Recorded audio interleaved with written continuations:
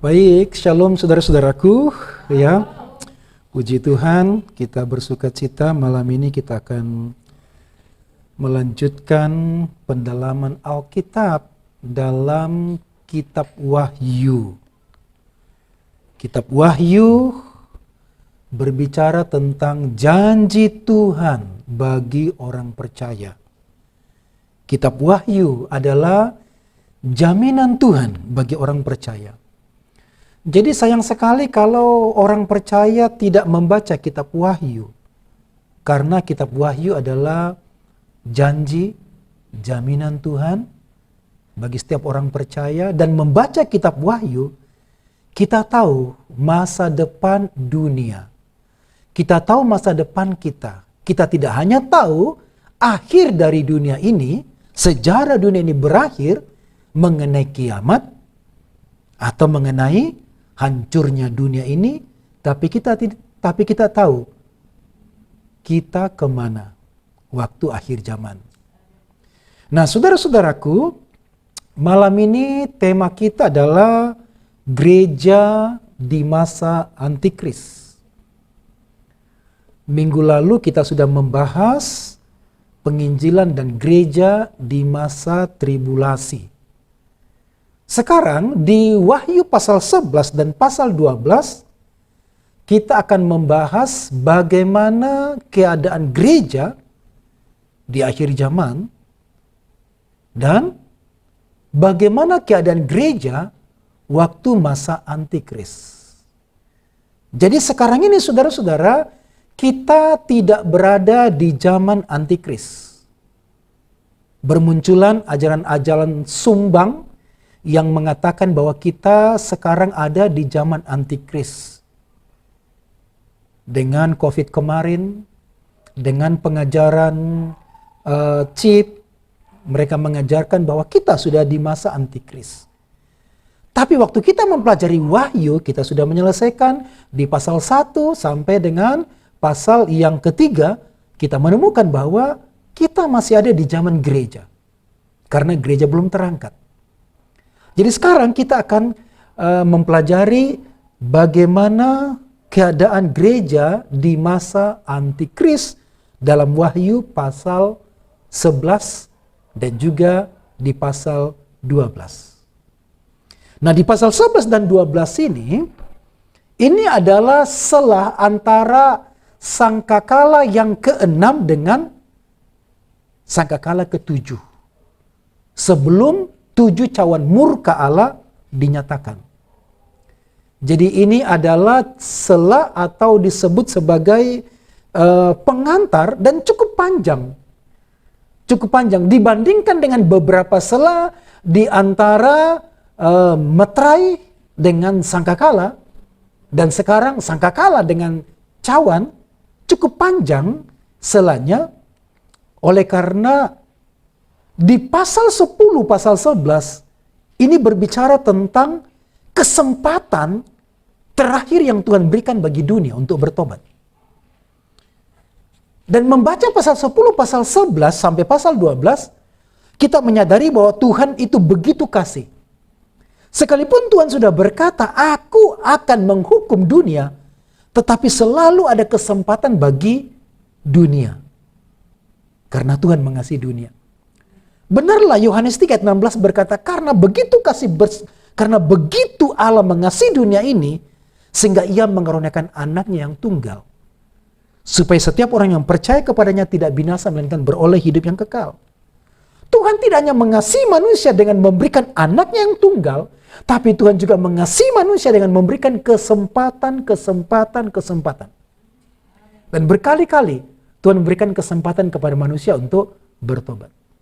Sampai sekarang pun, bahkan nanti juga dalam masa tribulasi, kesusahan besar Tuhan berikan kesempatan. Nah, saudara-saudara, di pasal 10, 11, dan 12 ini adalah kejadian yang di tengah-tengah masa kesusahan besar. Atau di awal masa pertengahan. Di masa pertengahan ini, Antikristus sudah memegang pemerintahan. Jadi di tengah-tengahnya itu Antikristus memegang pemerintahan. Sebelumnya, jadi masa tribulasi kesusahan besar ini berlangsung 7 tahun.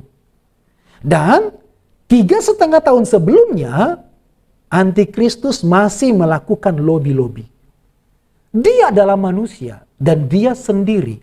Bukan sekelompok orang, tetapi dia adalah seorang. Tapi dia membangun jaringan yang cukup kuat sampai di pertengahan masa tribulasi, kesusahan besar ini, Antikristus memegang puncak kepemimpinan dunia. Dan pasal 11 ini adalah kelanjutan dari perikop yang kita sudah pelajari minggu lalu, yaitu pasal 10, penampakan malaikat beraksasa yang memperlihatkan gulungan yang kecil kepada Rasul Yohanes. Coba kita lihat gambarnya begini. Jadi ini adalah masa tribulasi selama 7 tahun yang dibagi 2 7 tahun itu, yaitu 3,5 tahun dan 3,5 tahun. Kita lihat semua gambarnya. Ya, jadi 3,5 tahun pertama sudah kita pelajari 7 meterai. Dan kemudian 7 sangkakala kita sudah pelajari. Itu semua terjadi dalam 3,5 tahun pertama. Lalu 3,5 tahun yang kedua, di sini Antikristus mulai bertahta. Nanti kita pelajari di pasal 11. Jadi ini ada gong yang sangat penting antara pasal 10 dan pasal 11.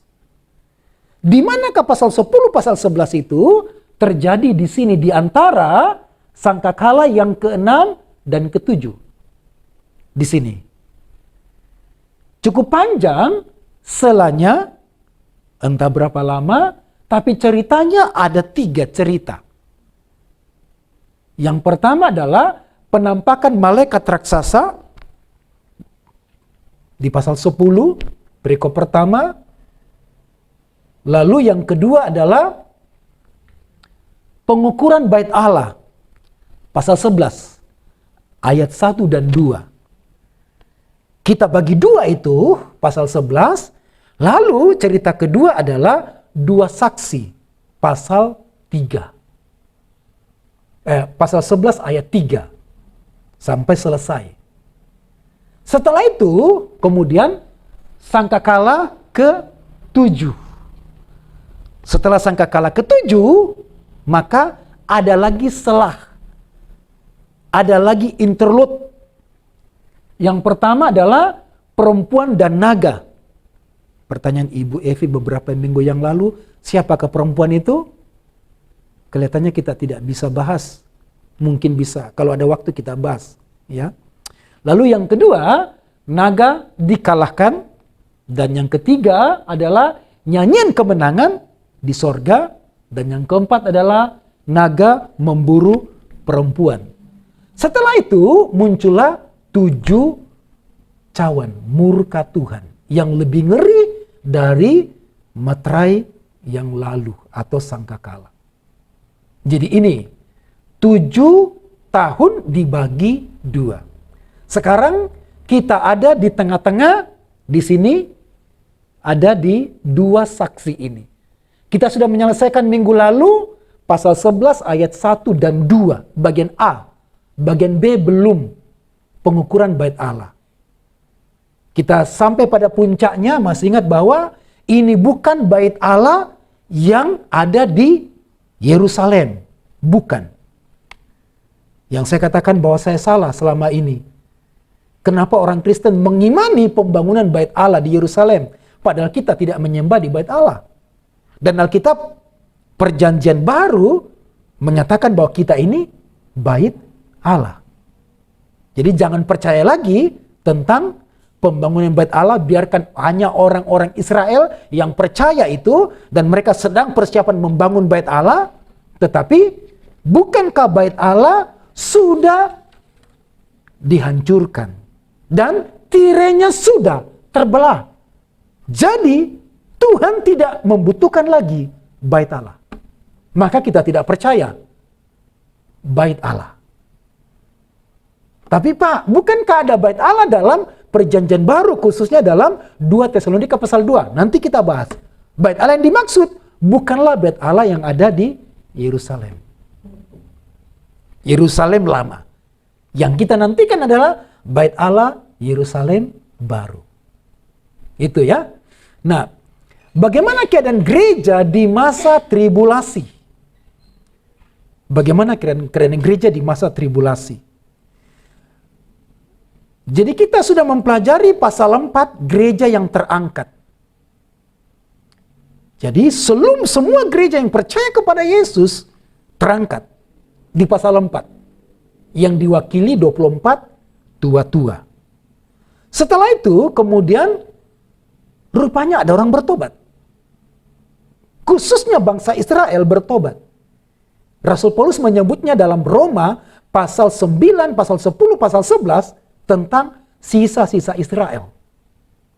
Cukup banyak orang yang bertobat, orang Israel bertobat. Dan diutuslah 144.000. Kenapa Israel? Karena janji Tuhan dalam perjanjian lama harus digenapi. Maka harus ada orang Israel diselamatkan secara bangsa. Lalu yang kedua, gereja yang tertinggal itu bertobat. Bangsa-bangsa yang tertinggal bertobat. Ya, bukan gereja, tapi orang-orang yang aktif ke gereja, orang-orang yang Kristen, tapi tidak percaya sesungguh-sungguh, mereka lah yang tertinggal. Dan kemudian dalam perjalanan waktu itu, mereka bertobat. Di pasal 7 ayat 9, kita membaca kata Yohanes, aku melihat begitu banyak orang yang tidak terhitung jumlahnya. Jadi nanti di masa tribulasi kesusahan besar itu terjadi penginjilan besar-besaran. Ribuan, ratusan ribu, mungkin jutaan. Karena tidak terhitung jumlahnya yang bertobat percaya Yesus. Dan yang terakhir, gereja dalam masa tribulasi adalah 2 saksi yang akan kita pelajari pada malam ini. 2 saksi, siapakah 2 saksi itu? Dan kemudian diringkas dalam pasal 12 tentang perempuan yang melahirkan anak. Perempuan yang dikejar oleh naga. Dan perempuan yang dipelihara di padang gurun. Baik, kita akan tinggalkan ini.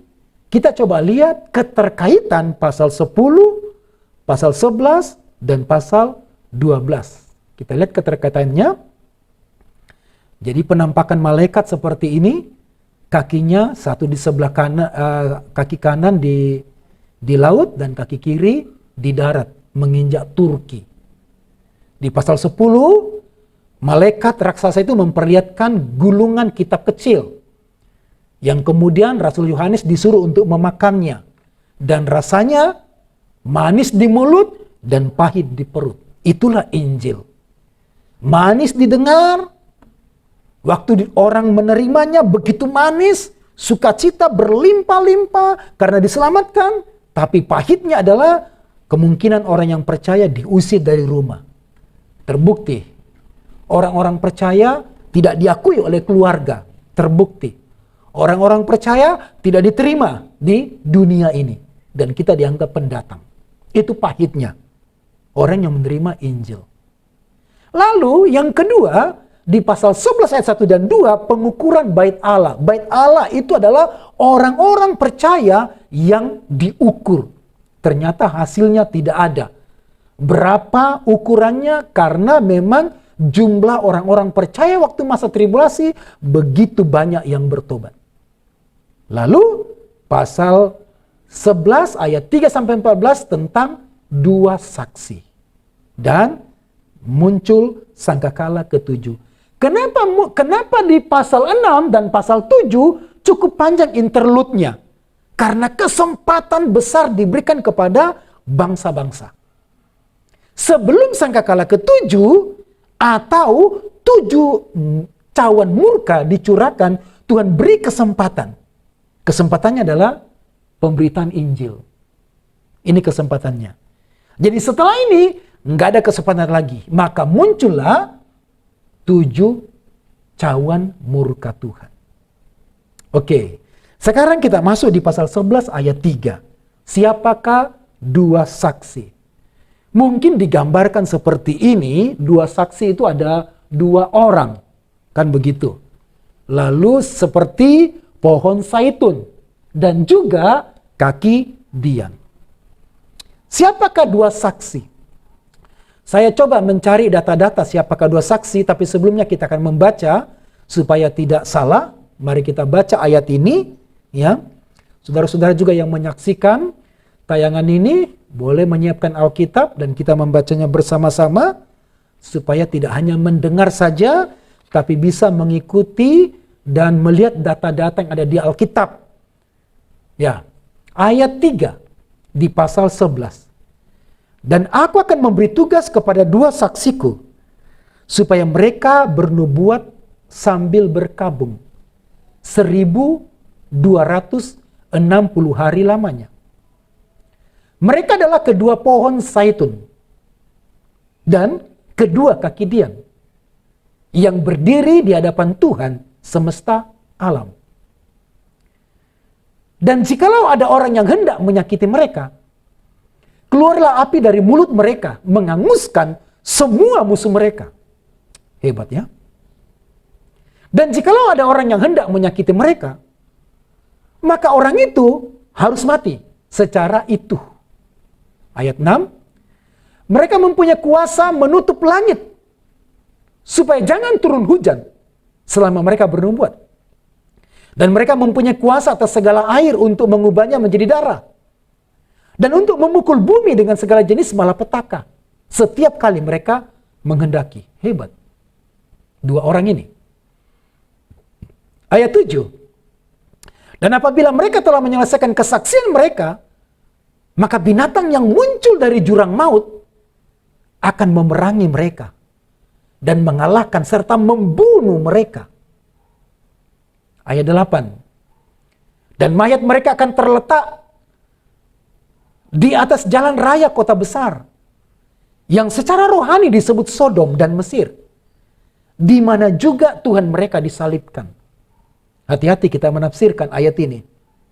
Ayat 9. Dan orang-orang dari segala bangsa, dan suku, dan bahasa, dan kaum, melihat mayat mereka 3,5 hari lamanya. Dan orang-orang itu tidak memperbolehkan mayat mereka dikuburkan. Ya, sampai di situ. Siapakah 2 saksi itu? Kita akan mencari data, dan saya akan menawarkan kepada saudara ada sekitar 4 jawaban. Dan kita harus memilih siapakah dari keempat itu yang mana. Berbagai penafsiran tentang 2 saksi. Dulu saya percaya bagian awal. Yang pertama, dulu saya percaya ini. Siapakah 2 saksi itu? Dan banyak penafsir mengusulkan 2 saksi itu adalah Henok dan Elia. Dalam Kejadian pasal 5 ayat 24, Henok diangkat hidup-hidup. 2 Raja-Raja pasal 2 ayat 11, Elia juga diangkat hidup-hidup. Dosen saya percaya ini. Banyak dosen saya percaya bahwa Henok dan Elia. Alasannya, yang pertama, karena keduanya diangkat hidup. Diangkat hidup-hidup. Itu alasannya. Alasan yang kedua yang berkaitan dengan ini adalah karena mereka diangkat hidup-hidup, mereka tidak mengalami kematian. Bukankah Ibrani 9 ayat 27 berkata seperti ini? Dan sama seperti manusia ditetapkan untuk mati hanya 1 kali saja. Dan sesudah itu dihakimi. Semua manusia harus mati. Semua manusia. Tapi ada 2 manusia yang tidak mati. Siapapun manusia harus mati. Tapi ada 2 manusia yang tidak melewati kematian. Yaitu Henok dan Elia. Itulah sebabnya mengapa orang mayoritas setuju bahwa kemungkinan terbesar Henokh dan Elia. Yesus juga harus mati. Karena ayat ini mengatakan. Jadi mengapa Yesus mati? Karena dia manusia. Tapi alasannya juga adalah karena dia harus menebus kematian kita. Maka dia harus mati. Dan dia harus hebat. Dengan cara bangkit dari kematian. Sebagai jaminan bagi kematian kita dan kebangkitan kita. Jadi dipilih Henokh dan Elia karena mereka tidak pernah mati. Dan itulah sebabnya maka mereka dua saksi ini nanti harus dibunuh. Dan setelah dibunuh, dia akan dibangkitkan. Itu jawaban yang pertama. Jawaban yang kedua adalah Musa dan Elia. Kalau tadi Henokh dan Elia. Sekarang Musa dan Elia, alasannya ada 3 alasan. Atau 4 alasannya ya. Alasan yang pertama, karena Musa dan Elia menampakkan diri saat menjelang penyaliban Kristus di Gunung Kemuliaan, di Gunung Tabor. Di Matius 17 ayat 3, 2 orang ini muncul untuk apa? Kenapa bukan Henokh yang muncul? Dan Elia. Ini Musa dan Elia muncul. Mengapa? Jadi Musa dan Elia tidak disebutkan apa percakapan mereka, tapi mereka bercakap-cakap. Ada yang menafsirkan bahwa Musa dan Elia sedang mempercakapkan tentang kematian Yesus dan kemuliaan yang akan datang. Jadi seakan-akan ini adalah tanda isyarat bahwa 2 nabi ini juga akan datang nanti sebelum kedatangan Yesus yang kedua kali menjejakkan kakinya di bumi. Jawaban yang kedua, Musa mewakili Taurat dan Elia mewakili nabi. Jadi mengapa Musa dan Elia, orang-orang yang percaya pada Taurat, diwakilkan oleh Musa yang mewakili Taurat, dan Elia yang mewakili penyembah? Maka 2 nabi ini yang diutus. Jawaban yang ketiga, mengapa Musa dan Elia, Allah akan membangkitkan nabi seperti Musa, janji Tuhan. Di dalam Ulangan pasal 8 ayat 15-18. Dan Elia akan datang kembali, Maliaka 4 ayat 5. Coba kita baca ayat itu. Allah akan membangkitkan nabi seperti Musa. Seperti Musa. Bukan Musa ya. Seperti Musa. Coba kita baca ayatnya. Ulangan 18 ayat yang ke-5. 15. Seorang nabi dari tengah-tengahmu, dari antara saudara-saudaramu, sama seperti aku, akan dibangkitkan bagimu oleh Tuhan Allahmu. Dialah yang harus kamu dengarkan. Jadi ada orang percaya bahwa nanti Nabi Musa akan datang lagi. Tapi para teolog sepakat bahwa ayat ini sudah digenapi dengan kedatangan Yesus pertama kali. Yesus datang dan sudah menggenapi Yesus sebagai nabi yang harus didengarkan. Kalau tidak, maka mereka akan dibasmi. Tapi menurut teolog lagi bahwa nanti akan muncul lagi Musa yang kedua menjelang kedatangan Yesus yang kedua kali. Maliaki pasal 4 ayat 5. Kata Tuhan, sesungguhnya aku akan mengutus Nabi Elia kepadamu menjelang datangnya hari Tuhan yang besar dan dahsyat itu. Jadi kemungkinan ayat ini dengan menjelang hari Tuhan. Setiap kali kita membaca kata hari Tuhan, maka kemungkinan terbesar itu artinya kedatangan Tuhan untuk menghadirkan kerajaannya. Tapi waktu Tuhan akan menghadirkan kerajaannya, maka hari Tuhan itu berarti adalah hari penghakiman. Hari murka Tuhan. Itulah hari Tuhan. Hari penghakiman bagi bangsa-bangsa. Setelah penghakiman bagi bangsa-bangsa, maka akan muncul kerajaan shalom, damai sejahtera.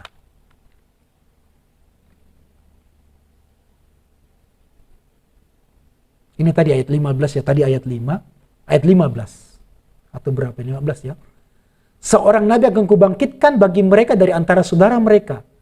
Seperti engkau ini, aku akan menaruh firmanku dalam mulutnya, dan ia akan mengatakan kepada mereka segala yang kuperintahkan kepada mereka. Tapi, teolog sepakat bahwa ayat ini sudah digenapi dengan kedatangan Yesus yang pertama kali. Tapi beberapa yang menafsirkan, ini akan digenapi nanti sebelum Yesus datang kedua kalinya, Musa yang kedua akan datang. Alasan yang keempat, mengapa Musa dan Elia? Yaitu, mujizat yang dilakukan oleh kedua saksi tadi, mirip dengan yang dilakukan Musa dan Elia. Apa mujizat yang dilakukannya tadi? Di pasal yang ke-11, tadi kita baca, di ayat yang ke-6, saudara perhatikan, mereka mempunyai kuasa.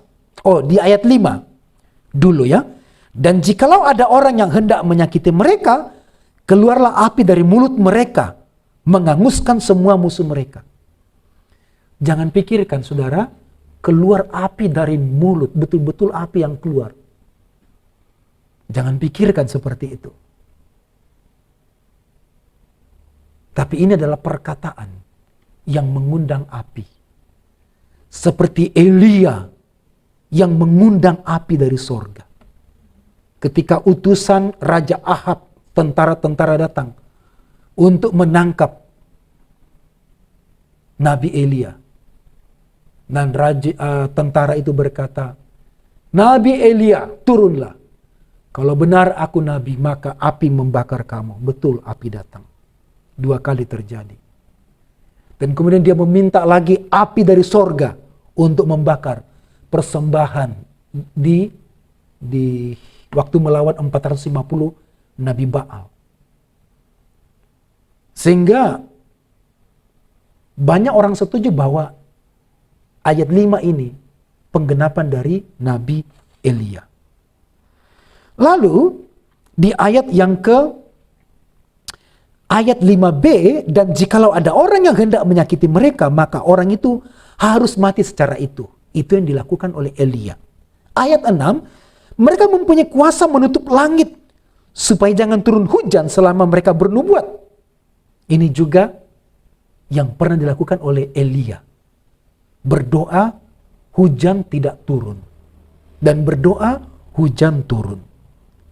Lalu bagian B, dan mereka mempunyai kuasa atas segala air untuk mengubahnya menjadi darah, dan untuk memukul bumi dengan segala jenis malapetaka setiap kali mereka menghendakinya. Ini adalah Musa. Jadi menurut teologi ini bahwa mujizat yang dilakukan di ayat 5-6 ini mirip yang dilakukan oleh Elia dan Musa. Maka kemungkinannya dua saksi itu adalah 2 orang, yaitu Musa dan Elia. Dari ayat-ayat ini kita baca. Sekarang yang jawaban yang ketiga, siapakah 2 saksi itu?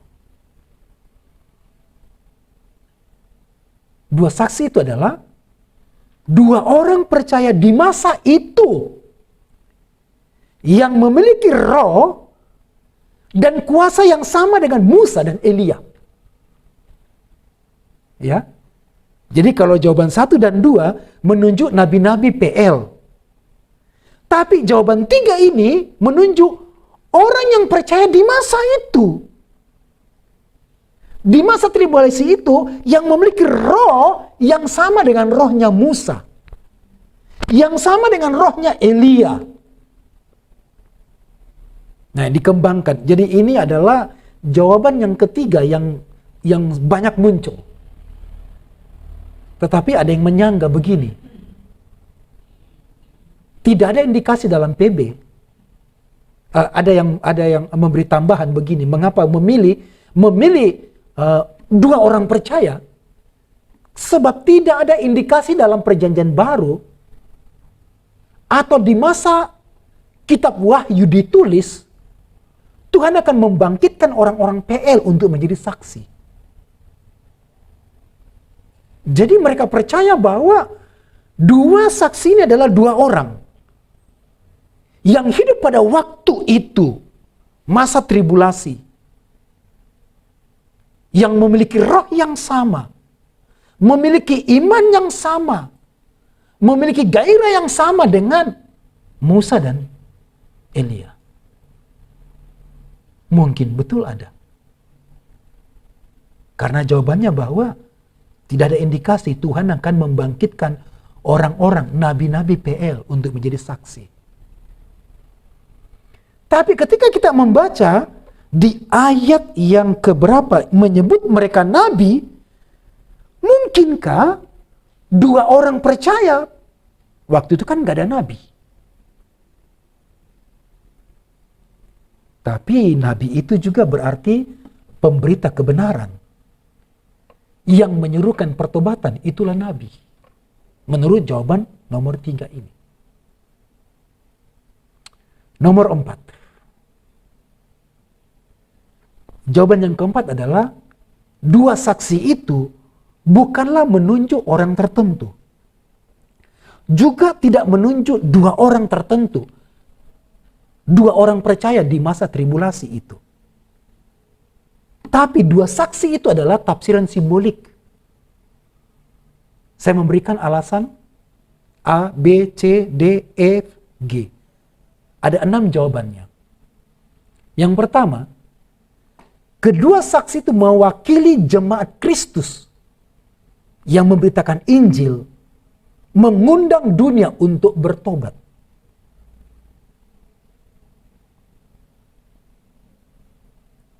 Saya setuju dengan jawaban nomor 4. Itu tidak menunjuk kepada orang tertentu, tidak menunjuk kepada dua pribadi, tapi menunjuk orang percaya di masa tribulasi. Gereja yang bangkit di masa antikris, yang pergi memberitakan Injil. Konteksnya yaitu pasal 10. Di mana malaikat muncul dan memperlihatkan ada gulungan yang kecil kepada Rasul Yohanes. Disuruh makan dan setelah itu bernubuat lagi. Dan muncullah pasal 11 ayat 1 dan 2. Ukur bait Allah. Bait Allah itu adalah orang percaya. Berarti dua saksi ini juga, kalau ditafsirkan secara simbolik, ini bukan harafiah. Ini gambaran. Dua saksi itu gambaran. Pergi memberitakan Injil. Kenapa disebut dua, Pak? Kenapa tidak satu saja? Saya coba mencari data-datanya begini. Waktu PL, berita untuk bangsa Israel.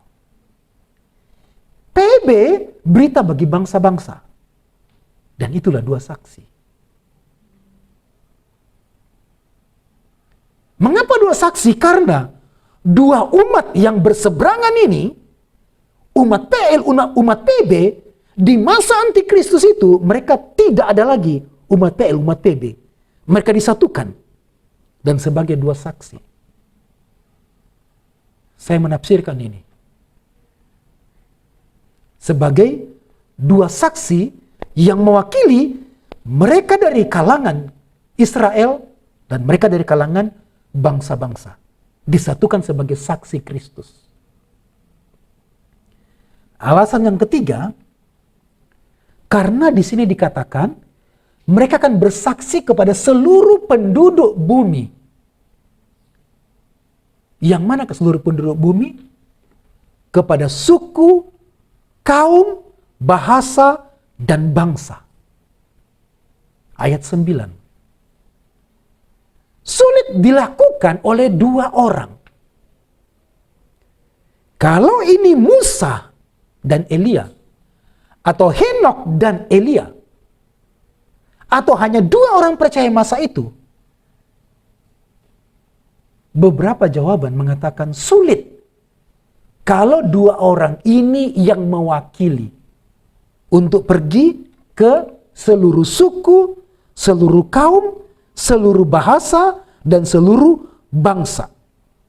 Di ayat 9 dikatakan, dan orang-orang dari segala bangsa dan suku dan bahasa dan kaum melihat mayat mereka. Bagaimana bisa? Mereka berangkat dan mereka dilihat mayatnya. Bagaimana caranya? Jadi dua saksi ini bukan menunjuk kepada dua orang.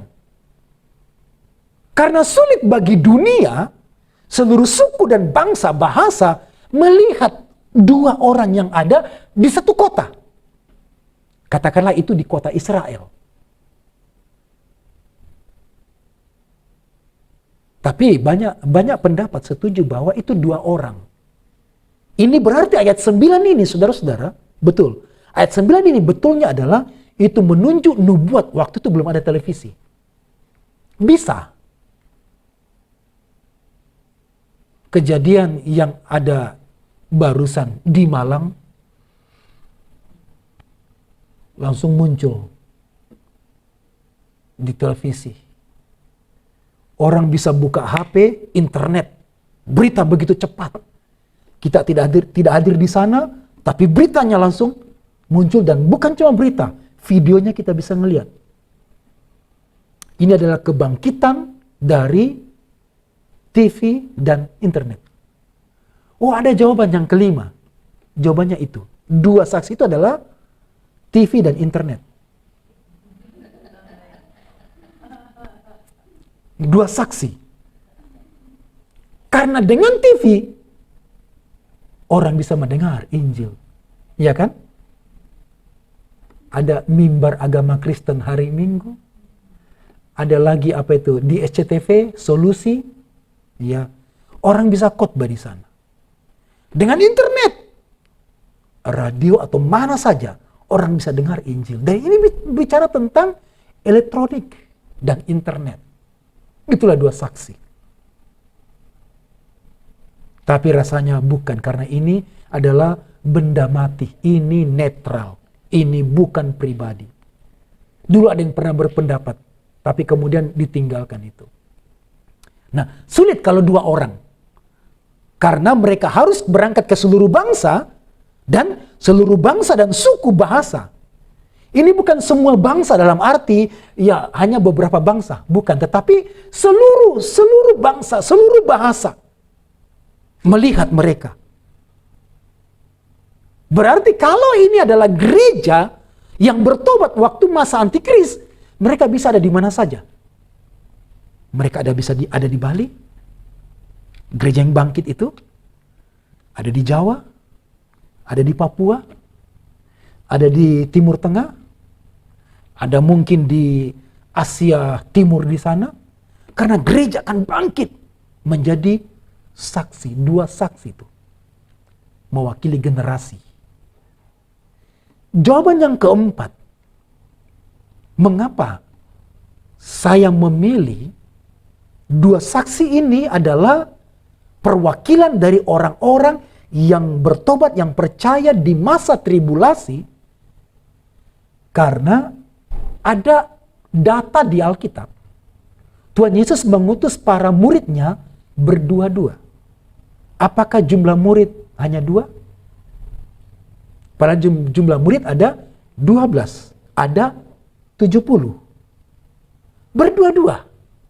Jumlah murid ada 120, ada 3.000, tapi mereka berdua-dua. Kita baca di Matius pasal 10 atau di kisah Rasul-Rasul yang keluar, berdua-dua juga. Kisah Rasul pasal 3 ayat 1, pasal 8 ayat 14, mereka berdua-dua. Jadi seakan ini adalah simbolik dua. Bukan dua pribadi.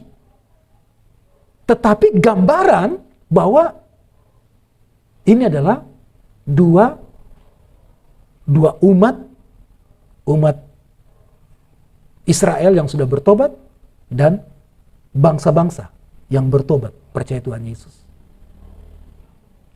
Jawaban yang kelima, di Israel putusan hukum diteguhkan oleh dua orang, kebenaran dianggap sah. Atau kalau ada orang bersaksi, maka kesaksiannya itu dianggap benar kalau ada dua saksi. Jadi dua ini dianggap mereka saksi. Dua itu saksi. Jadi kalau di Israel ada kebiasaan, kalau satu orang bersaksi masih diragukan. Tapi kalau dua orang bersaksi, maka ini kebenarannya. Jadi dua saksi ini mewakili sama dengan hukum di Israel. Ada dua pribadi itu dianggap Injil ini sebuah kebenaran yang harus diterima oleh bangsa-bangsa dengan dua saksi itu. Lalu jawaban yang ke-6, Yohanes merujuk kepada nubuat perjanjian lama. Ia menyebut dua saksi itu dua pohon zaitun dan dua kaki dian. Siapakah itu? Ternyata dia adalah Imam Yosua dan Gubernur Zerubabel. Musa tidak pernah disebut sebagai pohon zaitun dan kaki dian. Elia nggak pernah disebut sebagai pohon zaitun dan kaki dian.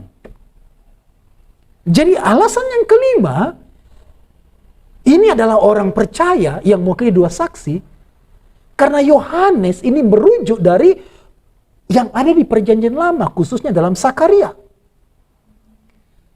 Mereka sebagai dua pohon zaitun dan dua kaki dian. Dan kita harus menafsirkan apakah yang dimaksud dengan pohon zaitun dan apakah yang dimaksud dengan dua kaki dian. Jadi yang ketujuh, Nabi Sakaria mencatat dua pohon zaitun dan sebuah kaki dian dari emas seluruhnya. Nabi Sakaria mencatat, waktu bangsa Israel keluar dari pembuangan, dari Babel, dari Media Persia, dan dibawa ke pemimpinan ada dua tokoh, yaitu Imam Yosua dan Zerubabel, yang kemudian diangkat menjadi gubernur. Dialah dua tokoh yang berkenan itu. Disebut sebagai pohon zaitun, tapi tidak disebut sebagai kaki dian. Nah, coba kita lihat, minyak zaitun di kaki dian itu berfungsi menyebarkan cahaya dan mengusir kegelapan. Jadi ada kaki dian. Kaki dian itu adalah gambaran dari gereja. Wahyu pasal 1 ayat 20. Tuhan pernah marah kepada jemaat Efesus. Kalau kamu tidak bertobat, aku akan datang dan mengambil kaki dianmu. Itulah sebabnya mengapa gereja di Turki kemudian mati. Karena mereka tidak bertobat. Kalau gereja tidak bertobat, maka gereja akan mati. Nanti kita akan bahas ini. Gereja tidak bertobat, gereja mati, maka akan melahirkan dosa-dosa yang besar di sana. Karena gereja sudah tidak ada. Itu adalah masa gelap. Kaki dian itu adalah menandakan gereja. Lalu apinya itu adalah Roh Kudus. Jadi gereja yang punya Roh Kudus. Dan ada minyak zaitun. Jadi nyala api itu disebabkan dari minyak. Maka pohon zaitun itu berbicara tentang terang. Jadi gereja, dua saksi ini adalah gereja yang menyebarkan terang di masa kegelapan, di masa tribulasi waktu itu. Mari kita perhatikan di Sakaria pasal 4 ayat 3 sampai dengan ayat seterusnya. Mari kita baca bersama-sama dengan perlahan. Dan pohon zaitun itu ada terukir padanya, satu di sebelah kanan tempat minyak itu, dan satu di sebelah kirinya. Tangan Zerubabel telah meletakkan dasar rumah ini, dan tangannya juga akan menyelesaikannya. Maka kamu akan mengetahui bahwa Tuhan semesta alam yang mengutus aku kepadamu. Lalu berbicaralah aku kepadanya, apakah arti kedua pohon zaitun yang di sebelah kanan dan di sebelah kiri kandil ini?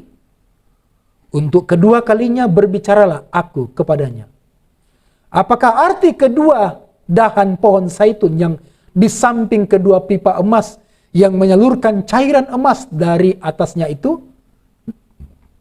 Ia menjawab aku, tidakkah engkau tahu apa arti semuanya ini? Jawabku, tidak tuanku.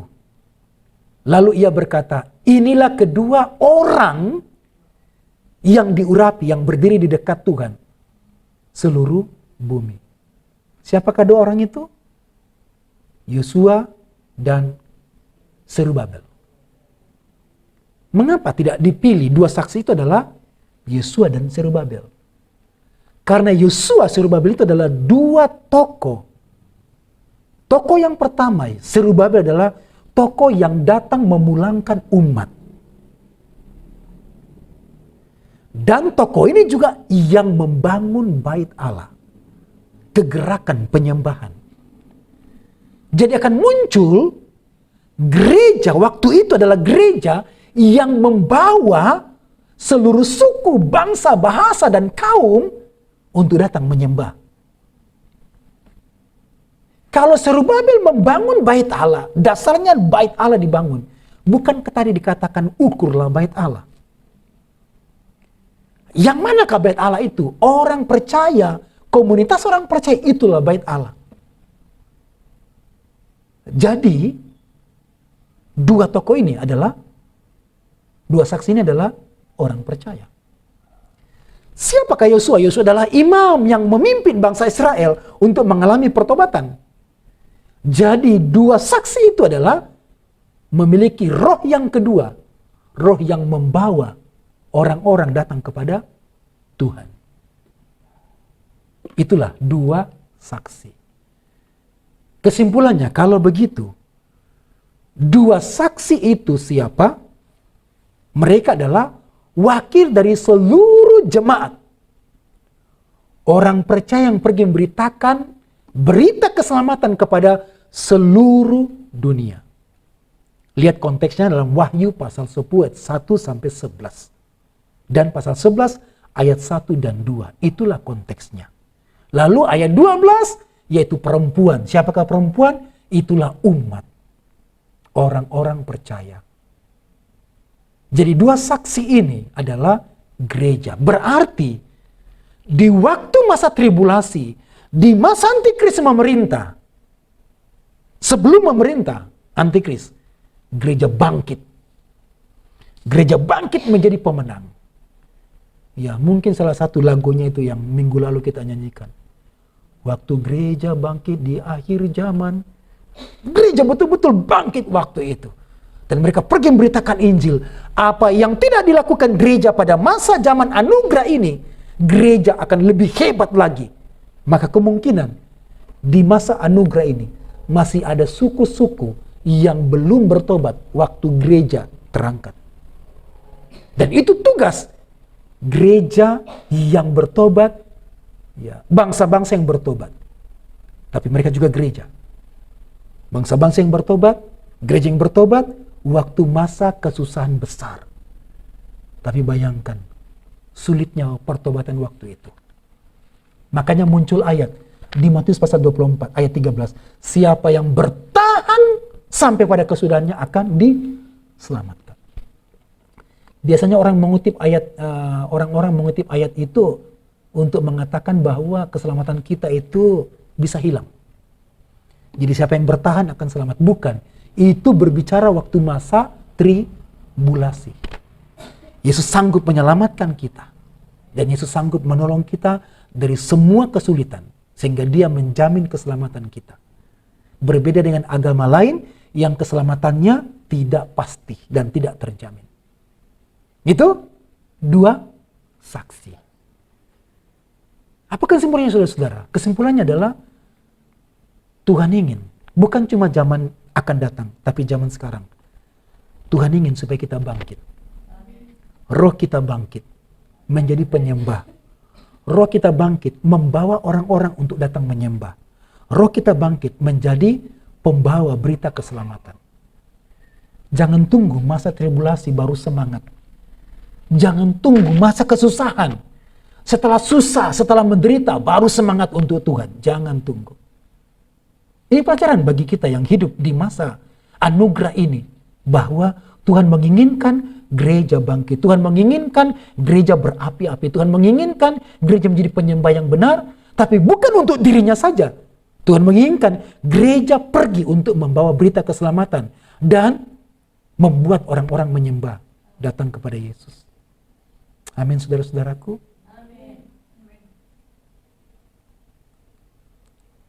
Itu kejadian yang pertama. Kejadian yang kedua. Ya. Oh, ini masih ya. Siapakah gereja itu? Siapakah dua saksi itu? Orang percaya. Nah, di ayat yang ke-5 dan 6 begitu hebat. Api keluar dari mulut mereka. Mereka akan bernubuat. Berkuasa menutup langit supaya hujan tidak turun. Berkuasa atas air, mengubah menjadi darah, memukul bumi dengan segala jenis malapetaka. Kalau begitu Pak, kalau ini gereja, kalau gitu orang yang bertobat waktu itu, betapa hebatnya mujizat yang mereka buat. Iya. Tapi jangan pikirkan ini mujizat secara harafiah. Api keluar dari mulut. Kalau mereka bernubuat pasti terjadi. Lalu mereka bisa menutup langit supaya tidak turun hujan. Dan mereka dengan seenaknya bisa mengubah air menjadi darah. Bahkan memukul bumi sehingga terjadi malapetaka.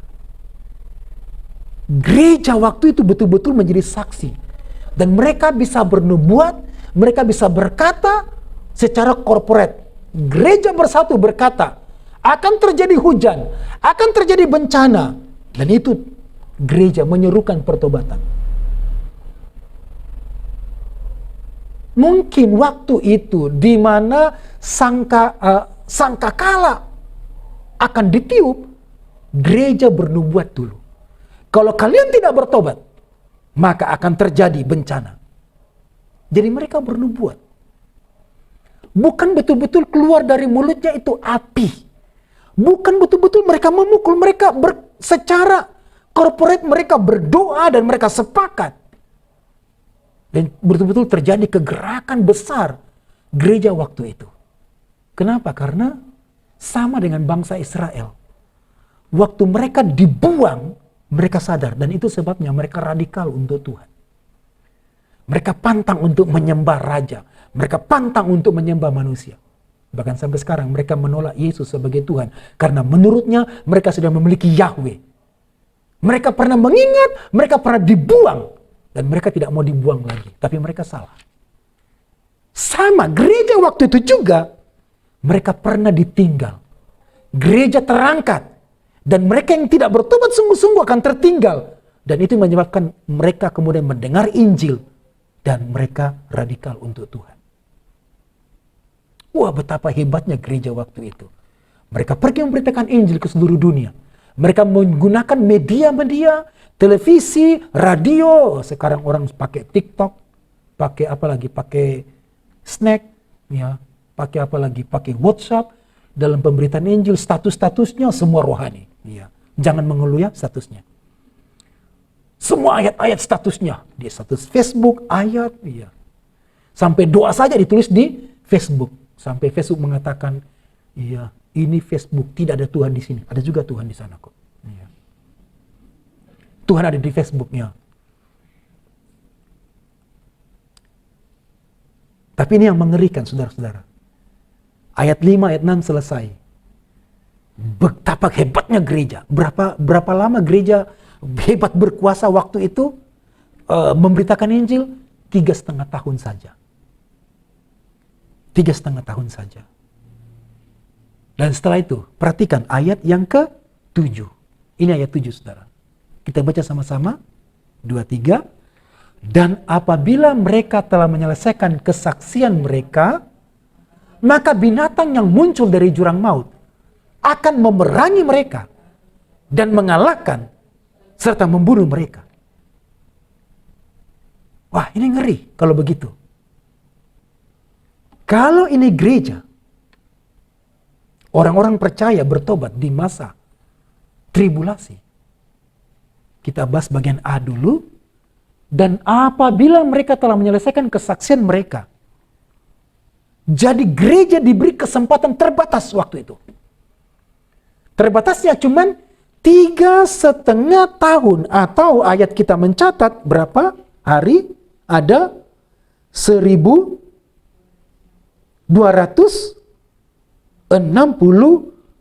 hari saja.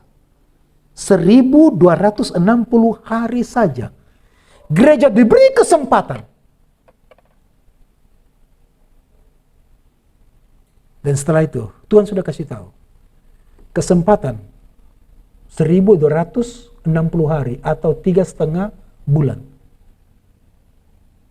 Selesai, maka gereja juga selesai.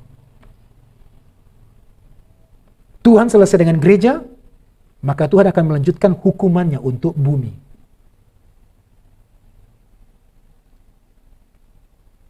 Kalau semua selesai, maka akan dibunuh. Maka ada banyak yang martir.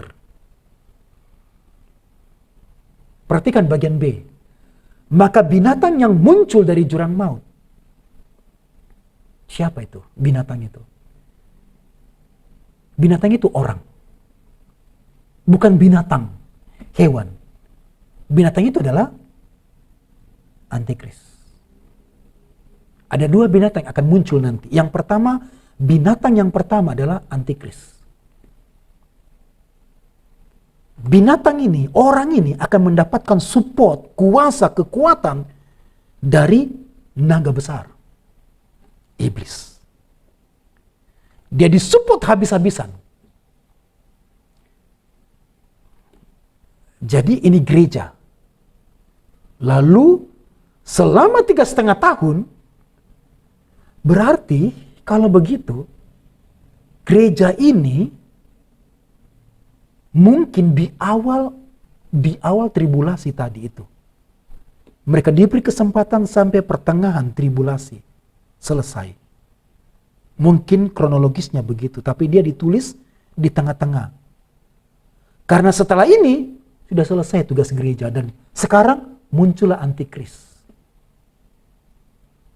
Lalu antikris memerangi mereka dan mengalahkan serta membunuh mereka. Ini mengerikan. Yang saya sebut begini. Nanti gereja selesai. Kemungkinan selesainya adalah di pertengahan. Atau setelah lewat pertengahan, masa kesusahan besar. Lalu antikris akan muncul. Karena dia sudah berhasil membangun kekuasaan, membangun kekuatan, membangun politik, maka antikris akan memerangi orang-orang percaya. Yang pertama yang diperangi adalah Injil. Injil diperangi. Iblis tahu waktunya sudah dekat.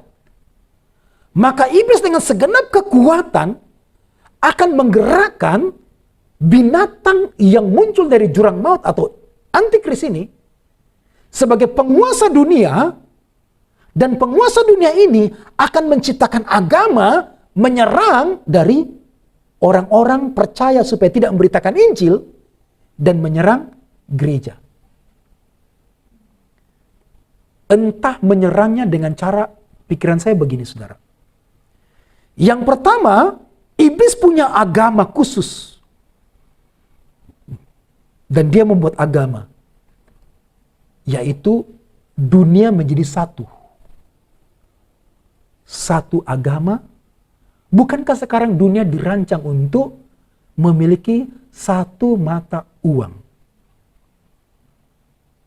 Kalau nggak salah beberapa tahun yang lalu, apa salah dengar, Asia Tenggara berusaha. Ya nggak tahu Pak Pepet benar nggak itu. Asia Tenggara berusaha bagaimana supaya ada satu mata uang. Kalau Eropa, masyarakat ekonomi Eropa sudah membangun satu mata uang. Dan nanti akan berlaku satu mata uang. Dan itu diperkarsai oleh binatang ini, yaitu antikris. Dan juga satu agama. Tuhan kita kan satu. Tuhan di sana, agama di sana, Tuhannya satu, agama di sana, Tuhan satu. Ya, sudahlah, kenapa kita tidak satukan saja?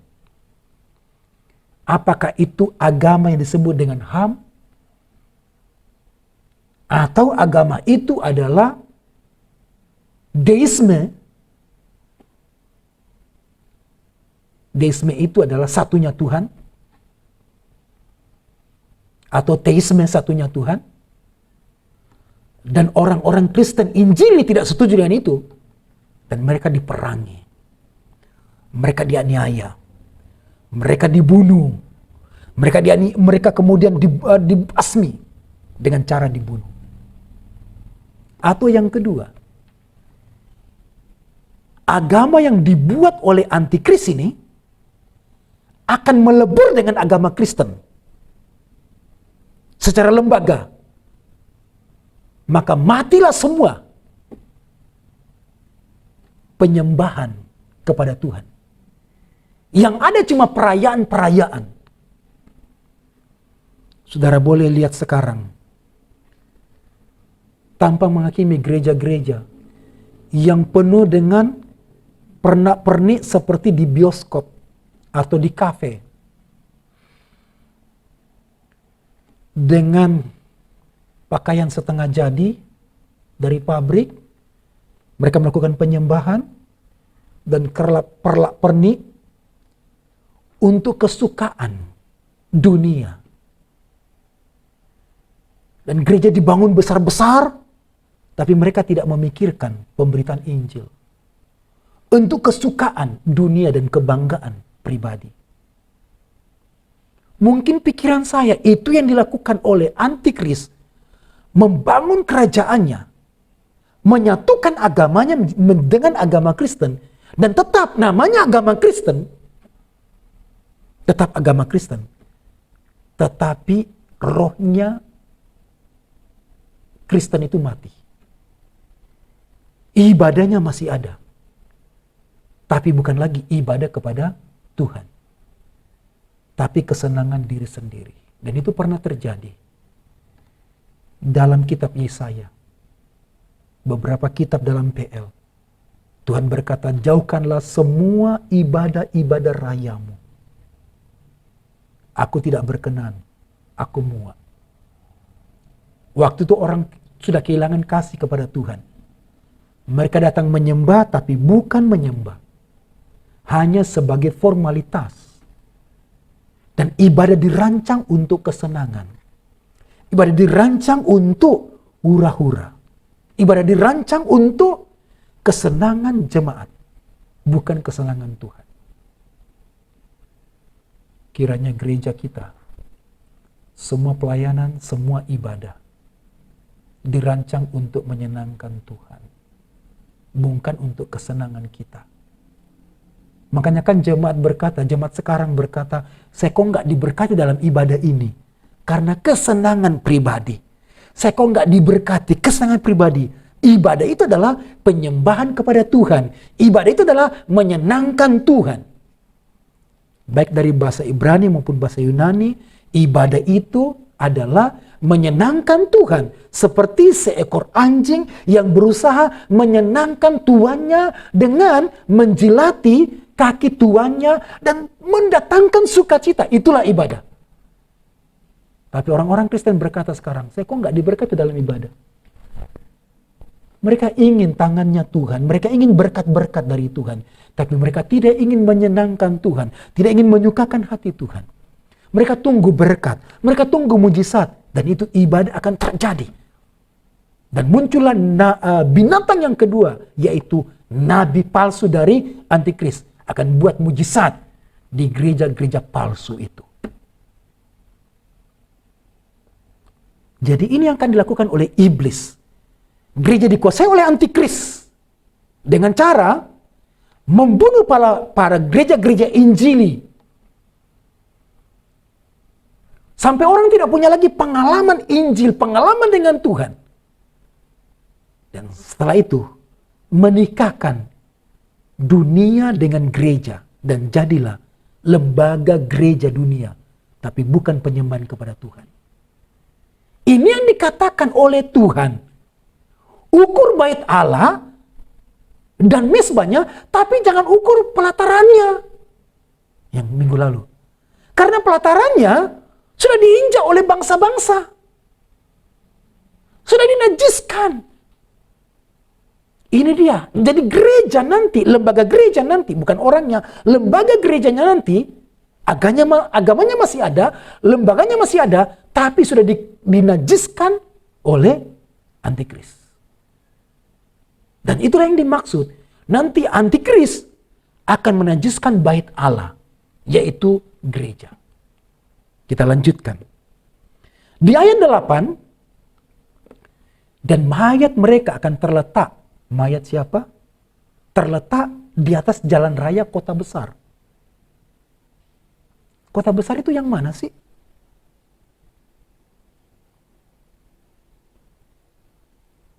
Belum pernah muncul di Wahyu pasal 1 sampai dengan pasal 10 kota besar.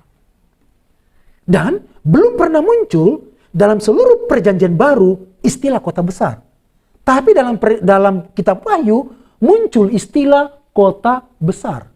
Yang secara rohani disebut Sodom dan Mesir. Ini lambang. Kota besar Sodom, Mesir itu lambang. Di mana juga Tuhan mereka disalibkan. Nah, jadi kalau kita perhatikan ayatnya, kita potong ini ya. Dan mayat mereka akan terletak di atas jalan raya kota besar. Kita tutup ini. Di mana juga Tuhan mereka disalibkan. Di mana kira-kira? Yerusalem. Jadi banyak pendapat bahwa dua tokoh ini akan mati nanti di Yerusalem. Dan tergeletak mayatnya di sana. Ini berbicara, gereja akan mati. Dipermalukan. Dinajiskan. Karena dikuasai oleh antikris. Jadi gereja sudah tidak berarti. Masih ada gerejanya. Ada bangunannya. Ada orang-orang di dalamnya. Tetapi mereka pesta pora. Bersuka cita dalam ibadah mereka, tapi bukan ibadah kepada Tuhan. Gerejanya mati.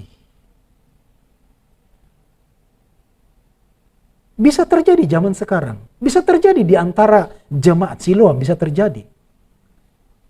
Bisa terjadi di antara gereja-gereja zaman sekarang. Ada anggota gereja senang datang ke gereja. Senang datang hari Minggu. Tapi untuk kepentingannya. Bukan untuk menyembah Tuhan. Tapi Kristen. Mayat mereka akan tergeletak di atas jalan raya kota besar. Mayat itu kan harus dikuburkan. Kalau ada mayat tidak dikuburkan, itu penghinaan. Jadi ini gambaran dari gereja seluruh dunia akan menjadi lembaga dunia yang tidak bergerak dalam penyembahan dan pemberitaan Injil. Gereja sudah mati. Kota besar. Jadi kota besar itu bukan Yerusalem. Tapi kota besar itu adalah Sodom dan Gomora. Berarti kota besar ini menunjuk gereja seluruh dunia akan besar nanti. Tapi isi Injil gak ada. Penyembahan gak ada. Iya, bisa saja tetap ada pendeta, laki-laki sama laki-laki akan menikah, dilayani oleh pendeta, perempuan sama perempuan akan menikah, dilayani oleh Pak Pendeta. Itu kota besar. Kota besar apa? Yang secara rohani disebut Sodom dan Mesir. Apa itu Sodom? Dosa kebejadan. Dosa moral di Sodom. Jadi nanti gereja masih ada, lembaganya masih ada, tapi terjadi kebejatan moral. Mesir itu bicara tentang dosa penyembahan berhala. Waktu zamannya Musa, mengapa Firaun tidak bertobat? Karena penyihir-penyihir yang menyembah berhala bisa buat itu juga.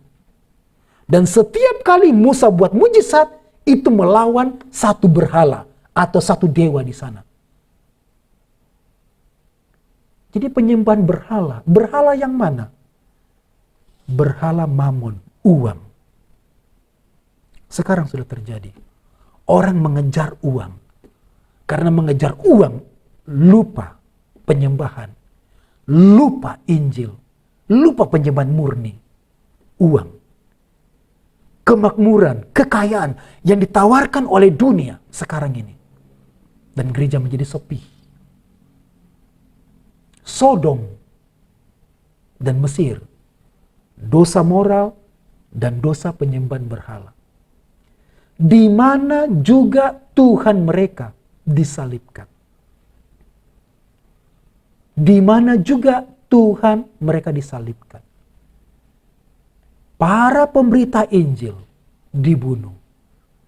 Karena di gereja masuk dosa moral. Gereja mati karena penyembahan berhala. Saya tidak punya berhala. Mereka datang ke gereja cari uang. Mereka datang ke gereja bukan cari Tuhan. Mereka datang ke gereja tidak pernah memberi untuk Tuhan. Tapi selalu untuk dirinya. Untuk dirinya. Ini penyembahan berhala. Dan gereja mati waktu itu. Sedang terjadi sekarang. Sedang terjadi. Walaupun bukan puncaknya. Tapi sedang terjadi. Dan mereka mati. Itulah sebabnya. Memang Tuhan berkata. Bukan orang yang berseru akan masuk dalam kerajaan sorga. Mereka adalah gereja, tetapi mereka gereja kering. Bukan mereka dipenuhi dengan roh. Ayat 9. Apa itu ayat 9? Gereja menjadi tontonan bagi dunia. Dan orang-orang dari segala bangsa dan suku dan bahasa dan kaum. Setiap mayat mereka, melihat mayat mereka 3,5 hari lamanya. Dan orang-orang itu tidak memperbolehkan mayat mereka dikuburkan. 3,5 hari ini mirip dengan 3,5 tahun. Apakah ini 3,5 hari? Maksudnya 3,5 hari gereja mati. Lalu kemudian diberikan roh dan hidup lagi. Atau 3,5 tahun ini. Atau 3,5 hari ini adalah berbicara perwakilan dari 3,5 tahun. Karena kan ada 2 tadi. Mungkin 3,5 tahun maksudnya. Jadi 3,5 tahun gereja bergairah, kemudian gereja ini mati ketika Antikristus bertahta, gereja mati. Gerejanya masih ada. Ibadahnya masih ada. Masih setia mungkin persembahan, masih setia mungkin perpuluhan, masih setia mungkin pelayanan, masih setia. Tapi sudah tidak ada roh dan kehidupan di dalamnya. Mereka mati. Dan setelah itu, ada waktu kesempatan yang terakhir di ayat yang ke-10. Dipertontonkan. Waduh, luar biasa ya. Gereja dipermalukan luar biasa. Dan sepertinya gereja kehilangan fungsi, kehilangan tugas, kehilangan otoritas, jati diri sebagai umat yang sudah diselamatkan, sebagai garam dan terang dunia. Jika garam menjadi tawar, sudah tidak ada lagi gunanya, kecuali dibuang dan diinjak orang. Gereja jadi tontonan dunia. Di ayat 9. Ayat 10. Dan mereka yang diam di atas bumi. Siapa itu diam di atas bumi?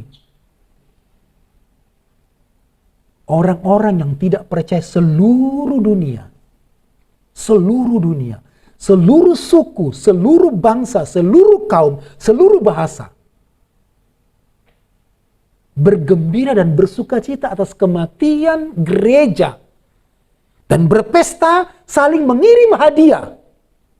Karena kedua nabi. Loh kan betul Pak, ini kedua nabi. Kan dua. Nabi ini bukan menunjuk PL. Nabi ini adalah fungsi yang memberitakan seruan pertobatan.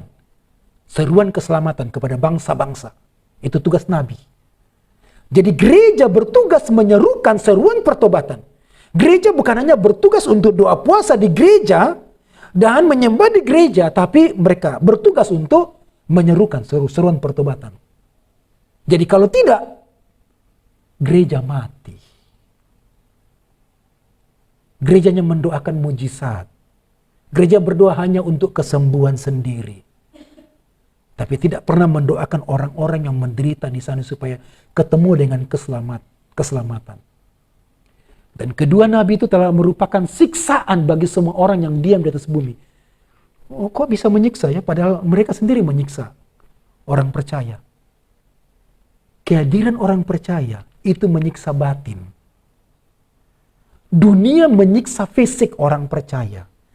Menganiaya, dilarang membangun. Dan macam-macam peraturan-peraturan di dunia. Tapi gereja menyiksa rohani. Maksudnya begini, kalau kamu tidak bertobat. Gereja itu menyuruhkan pertobatan, harus bertobat. Harus meninggalkan dosa, itu tugas gereja. Jadi setiap jemaat yang masuk harus berubah. Harus bertobat. Kalau tidak, mereka adalah orang Kristen yang duniawi. Kemungkinan mereka tidak diselamatkan. Dan kalau mereka tidak bertobat, mereka tidak injak gereja. Masih Kristen, masih. Masih Kristen. Ya. Ulang tahun masih mungkin berdoa. Mati minta pendeta. Mendoakan. Seperti beberapa waktu yang lalu ya, kita diundang. Mungkin seumur hidupnya tidak pernah ke gereja, tidak pernah kenal Yesus. Kita diundang untuk mendoakan. Ya, katanya dia orang Kristen, bapaknya Kristen. Ada lagi undangan di Singaraja. Ya. Istrinya bilang kayaknya nih. Kayaknya suami saya Kristen kayaknya. Karena dia suka lagu rohani. Kayaknya. Banyak orang suka lagu rohani. Coba lihat TikTok di sana. Banyak orang suka lagu rohani. No? Tapi mereka belum tentu suka Yesus. Gereja mati. Jadi kalau gereja tidak melakukan fungsi kenabian, pemberitaan pertobatan, keselamatan, itu sama dengan saudara bertobat, ada perasaan tersiksa.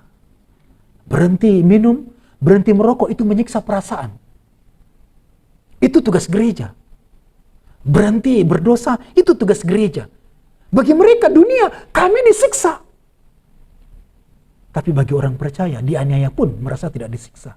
Karena itu adalah manis di mulut, pahit di perut. Itulah penerimaan Injil. Gereja dikuasai oleh antikris. Gereja pergi memberitakan Injil ke seluruh dunia dengan tuntas sampai selesai. Di ayat 7. Matius pasal 28 ayat 14 berkata begini. Dan Injil kerajaan ini akan diberitakan di seluruh dunia. Menjadi kesaksian bagi semua bangsa.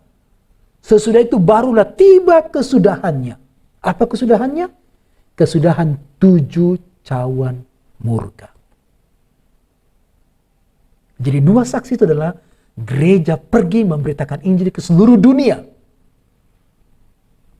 Baru muncullah 7 cawan. Makanya 7 cawan tidak cepat, ditunda. Bukan ditunda, tetapi tidak digerakkan cepat seperti dengan dari meterai kemudian masuk ke sangkakala. Tapi cawan pelan-pelan. Yang kedua,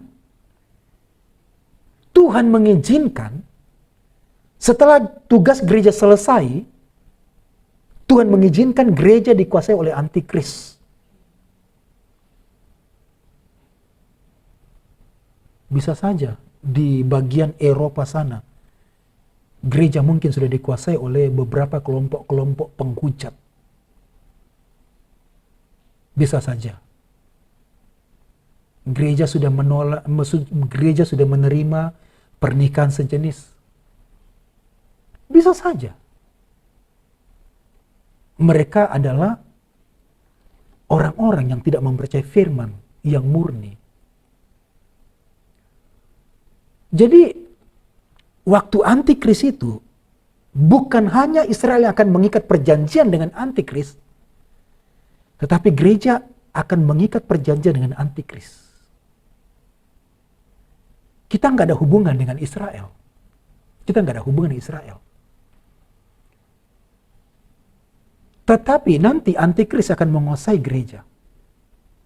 Dan antikris akan menajiskan gereja. Sehingga menjadi gereja sebagai lembaga dunia yang tidak berarti. Perhatikan ayat ini. Saya ulang lagi di Wahyu pasal 11 ayat 1 dan 2. Kemudian diberikanlah kepadaku sebatang bulu, seperti tongkat pengukur rupanya, dengan kata-kata berikut. Bangunlah dan ukurlah bait suci Allah dan mezbah dan mereka yang beribadah di dalamnya. Mezbah dan mereka beribadah di dalamnya. Lalu ayat 2, tetapi kecualikan pelataran bait suci yang di sebelah luar. Jangan engkau mengukurnya karena ia telah diberikan kepada bangsa-bangsa lain, yaitu antikris dan bangsa-bangsanya. Dan mereka akan menginjak-injak kota suci. Tadi ada kota besar. Sekarang ada kota. Yang mana kota suci ini?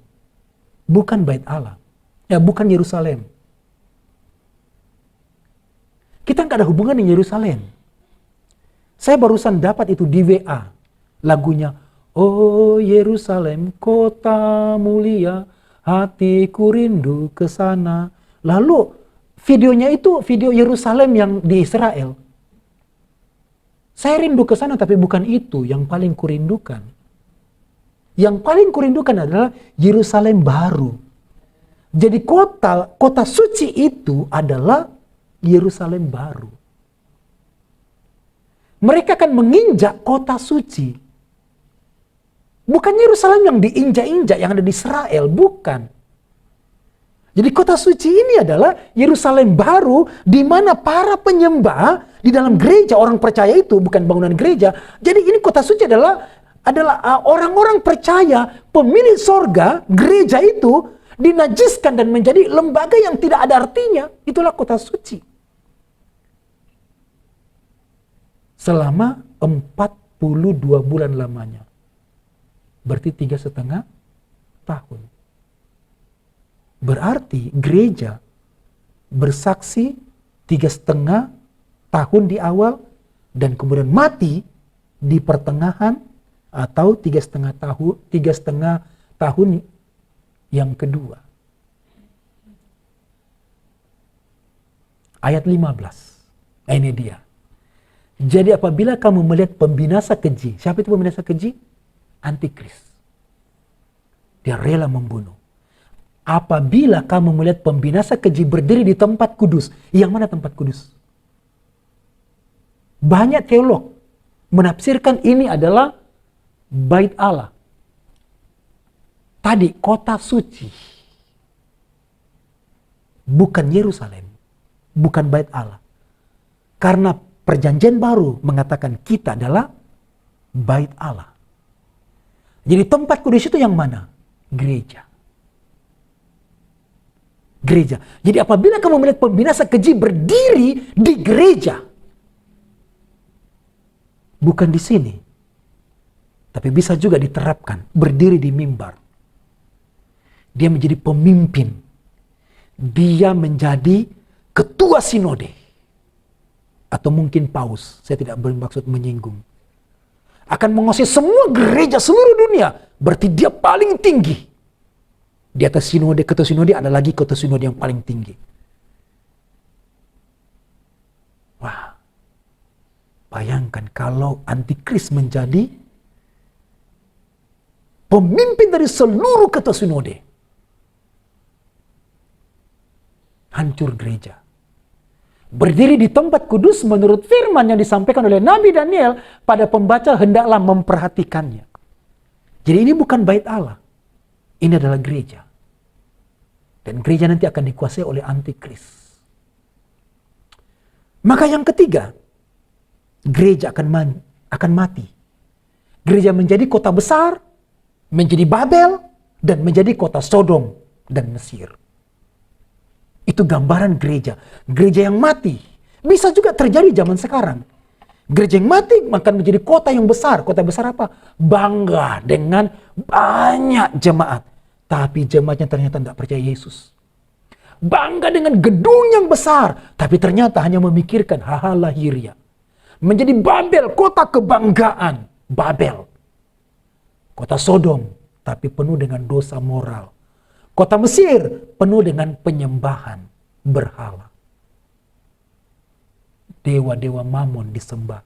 Dewa kesuburan, dewa kemakmuran. Itu yang dicari orang sekarang. Nanti di zaman ini, keuangan akan semakin sulit.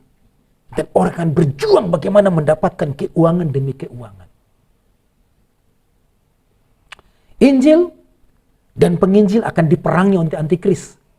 Dengan semua tipu daya, kekuatan politik, dan ekonomi. Maka gereja akan menjadi lembaga dunia yang tidak berarti.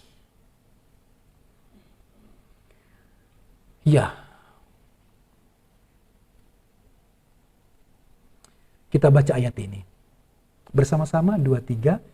Janganlah kamu memberi dirimu disesatkan orang dengan cara yang bagaimanapun juga.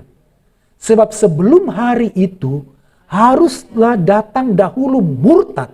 Dan haruslah dinyatakan dahulu manusia durhaka yang harus binasa. Jadi sebelum datangnya cawan itu, orang akan murtad. Sekarang sudah banyak murtad. Tapi belum terlalu banyak dibandingkan nanti. Kenapa? Gereja sudah mati. Betul, kalau zaman sekarang juga, kalau gereja sudah mati, jemaat pasti banyak murtad. Keluar dari gereja, cari agama lain. Karena sudah nggak ada kehidupan.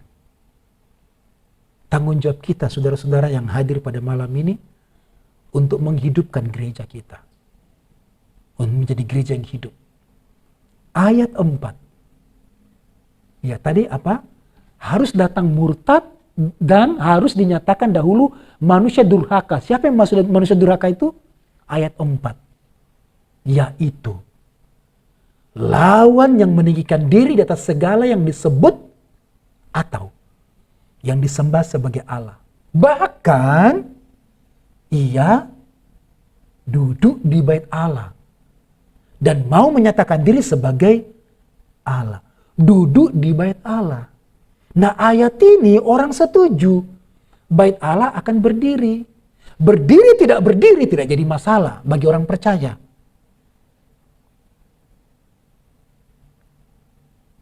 Tapi antikris akan mengikat perjanjian nanti di gereja. Karena bukankah mayoritas agama mayoritas kan Kristen? Kalau bait Allah dimaksud di sana, Yahudi sedikit. Walaupun memang pemegang ekonomi. Tapi gereja di seluruh dunia waktu itu lembaga besar dan akan dikuasai oleh antikris sehingga gereja akan mati. Tetap ada orang Kristen, tetap ada orang yang bergereja, tetapi dikuasai oleh antikris. Bayangin kalau dikuasai antikris, mati gereja itu. Kematian gereja membuat kejahatan akan merajalela. Dan sekarang kamu tahu apa yang menahan dia. Sehingga ia baru akan menyatakan diri pada waktu yang telah ditentukan baginya. Karena secara rahasia, kedurhakaan telah mulai bekerja, tetapi sekarang masih ada yang menahan. Kalau yang menahannya itu telah disingkirkan, pada waktu itulah si pendurhaka baru akan menyatakan dirinya. Tetapi Tuhan Yesus akan membunuhnya dengan nafas mulutnya dan akan memusnahkannya kalau ia datang kembali. Kapan itu? Yesus datang kembali kedua kalinya. Jadi antikris akan bertata, dan setelah selesai masa tribulasi, Yesus akan turun dan membunuh antikris, langsung masuk neraka.